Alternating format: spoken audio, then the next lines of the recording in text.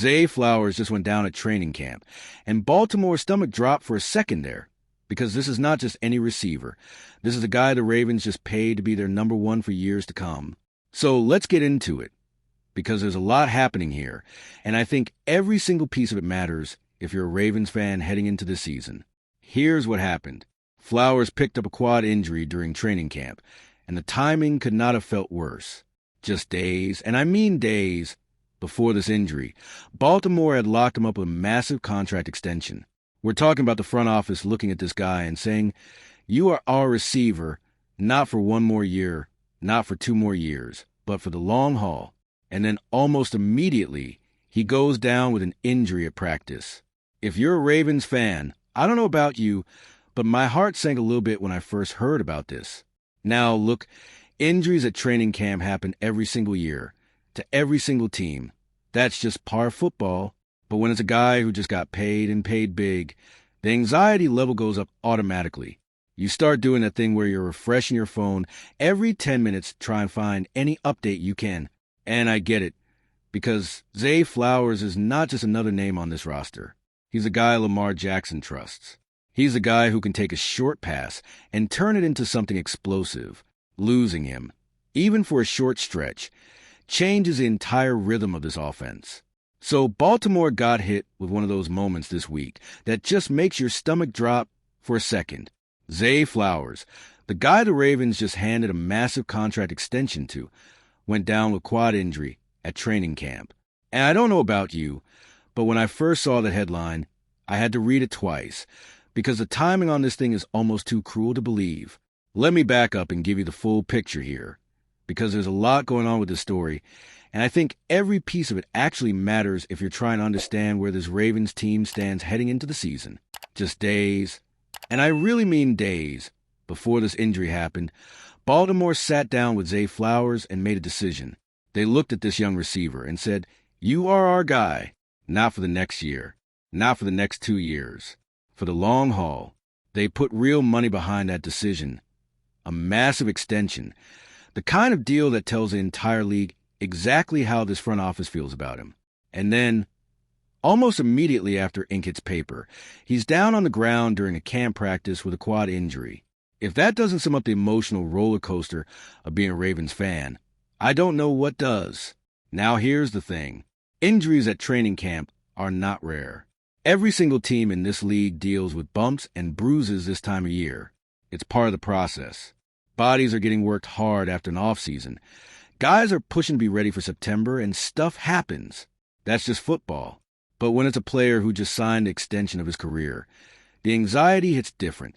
You start refreshing your phone every few minutes hoping for any little scrap of information. You start scrolling through practice reports, trying to read between the lines.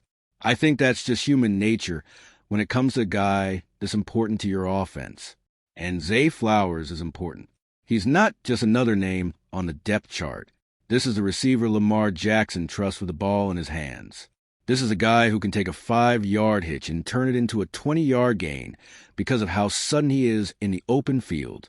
When you watch this offense operate at its best, Flowers is usually somewhere near the middle of it, whether that's lined up outside in the slot or in motion trying to create some kind of mismatch.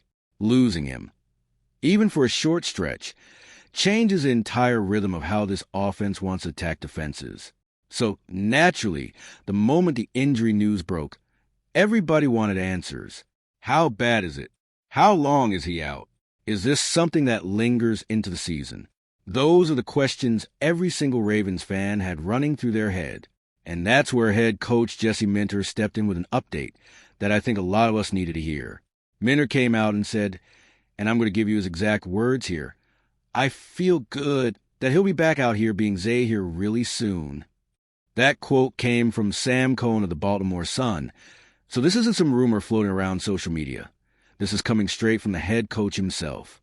Now, let's actually sit with that statement for a second, because I think the way Minter phrased it tells you something.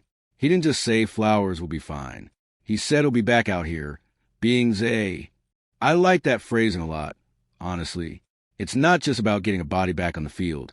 It's about getting the version of Zay Flowers that makes this offense dangerous, the quickness, the route running, the ability to separate. That's the guy Minter is talking about getting back, and soon. At this point, we don't have an exact timeline on how many practices or how much a camp he might miss. Nobody has put a hard number on this, and honestly, that's probably a good thing. When teams start throwing out specific week-by-week timelines on a soft tissue injury, like a quad strain, that usually means they're being cautious for a reason. The fact that Minter is speaking with this kind of optimism, using words like really soon, tells me the training staff isn't looking at anything long-term here. This doesn't sound like a situation where Baltimore is bracing for Flowers to miss real time once the regular season kicks off. It sounds much more like standard training camp caution, letting a quad injury heal up the right way instead of rushing him back into live reps too early. And look, that's exactly the approach you want from a coaching staff when it comes to a player this valuable. There is zero reason to push Zay Flowers through camp reps in August when the games that actually count don't start until September. If anything, I'd rather see Baltimore be overly cautious here. Sit him out a few extra days, let that quad fully heal, and have him 100% ready when the lights actually come on. A few missed camp practices means nothing in the grand scheme of a 16 or 17 game season. What matters is that he's healthy and explosive when Baltimore actually needs him. So overall, I think this is one of those situations where the initial news sounds scary. Your heart drops for a second, but then the actual update from the people who are around him every single day gives you a lot of reason to relax. This doesn't sound like a major setback. It sounds like a bump in the road, the kind of thing that happens in training camp every single year to almost every team. But there's another layer to this story that I think deserves just as much attention, and that's the contract itself. When Baltimore handed Zay Flowers this extension, it wasn't just a routine business transaction. It was a statement.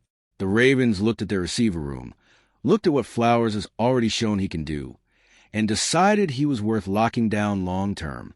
And I'll be honest with you, when the numbers on that deal started circulating, a lot of fans were a little surprised, maybe even a little confused by just how big it was. I saw the reactions. Some people were questioning whether the numbers made sense for a receiver who hasn't quite put up the gaudy, league-leading stat lines that some other receivers around the NFL have posted. But here's the way I look at it. Contracts like this aren't just about the stat sheet from 1 or 2 seasons. They're about what a front office believes a player represents for the future of the offense. Baltimore isn't just paying for what Zay Flowers has already done. They're paying for what they believe he's going to keep doing as this offense continues to evolve around Lamar Jackson.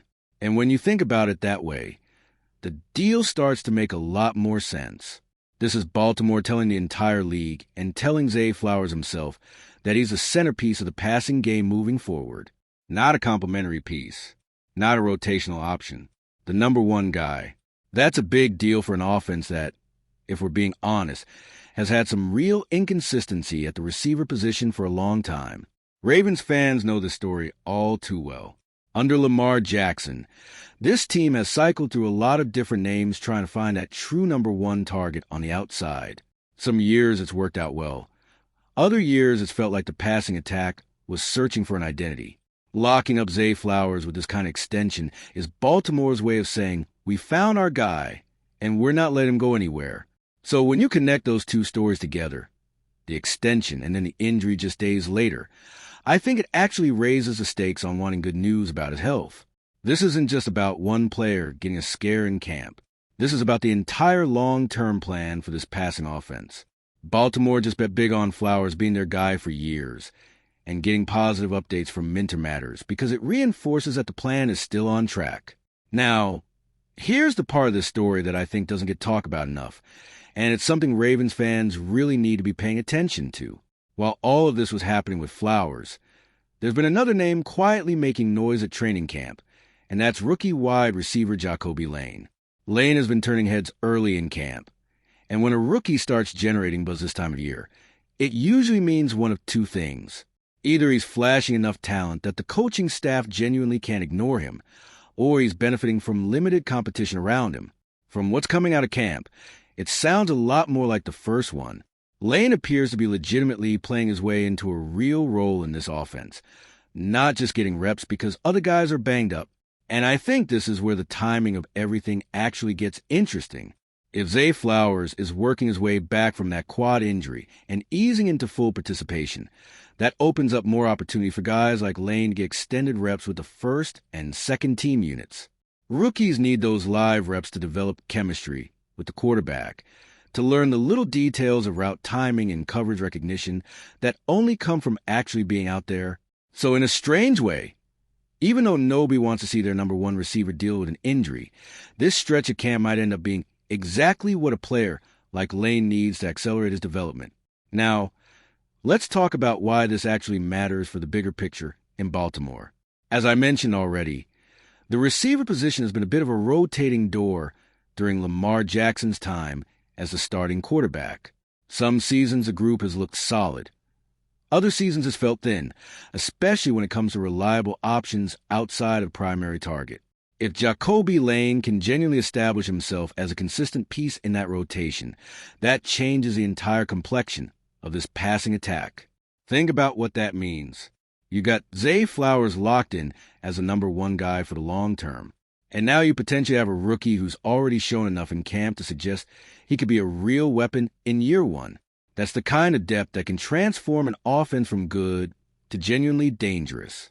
Defenses can't just key in on one guy if there are multiple threats capable of making plays. And if Lane keeps building on this early camp momentum, Baltimore might be looking at one of their most complete receiver rooms in recent memory heading into the season. Of course, camp buzz is camp buzz. We've all seen players look great in shorts and non-contact drills during August, only to fade once real pads and real competition show up during the regular season. So I'm not going to sit here and crown Jacoby Lane as some kind of finished product just yet. But the fact that his name is already coming up as a standout, especially a position where Baltimore has needed more consistent contributors, that's absolutely worth watching as camp continues to unfold. Now, let's zoom out for a second, because I think it's important to remember the context this entire offseason is playing out in. Last season was a rough one for Baltimore. The Ravens missed the playoffs entirely, and that's not something this fan base is used to dealing with. What made it sting even more was how the season started. Baltimore had one of those brutal opening stretches, the kind that puts you in a hole before you even really get going. And even though the team battled back and tried to rally, it just wasn't enough in the end to get them into the postseason picture. That's the backdrop for everything happening this offseason. The contract extension for Flowers. The excitement around a rookie like Lane pushing for playing time. All of it is part of Baltimore trying to reset and come back stronger after a season that fell short of expectations. This front office is clearly trying to build continuity and depth at key positions and locking down Zay Flowers long term, while also developing young talent like Lane fits right into that bigger plan of bouncing back. And now we've got a concrete date to circle on the calendar. Baltimore is set to open the regular season on September 13th, on the road against the Indianapolis Colts, with kickoff at 1 p.m. Eastern Time. That gives this team just a few more weeks of camp and preseason to get everything in order, including making sure Zay Flowers is fully healthy and ready to roll from week one. When you put it all together, I think this is actually a story with a lot of layers, but ultimately one that should leave Ravens fans feeling more optimistic than nervous. Yes, the injury news was scary at first, especially given the timing right after that big extension. But Jesse Minter's update sounds genuinely positive, nothing that points toward a long-term concern. And in the meantime, this camp is giving us a glimpse at a receiver room that might be deeper and more talented than what Baltimore has had in recent years, with Lane pushing to be a real factor alongside Flowers. This is a team clearly trying to learn from last season's disappointment and build something more complete heading into a new year. The commitment of Flowers shows they believe in their core pieces. The emergence of a player like Lane shows there's young talent ready to step up and add another dimension to this offense. And now, with a season opener locked in against the Colts, all of this camp buzz is about to be put to the test in real games that actually count. I honestly think if Flowers gets back to full speed soon like Minter suggested, and if Lane keeps building on what he's shown so far, this Ravens offense could look very different and very dangerous compared to where it was a year ago. What do you guys think about this whole situation? Are you feeling good about Zay Flowers being ready for the season after hearing that update? And how excited are you about what Jacoby Lane has shown so far in camp? I'd love to hear your thoughts on this. And if you're a true Ravens fan and love keeping up with everything happening around the team, don't leave this video without sharing it with a friend who's just as passionate. They're definitely going to enjoy this. See those videos on your screen right now? I picked the first one especially for you, and the other is recommended by YouTube. Go check them out, and I'll see you in the next video.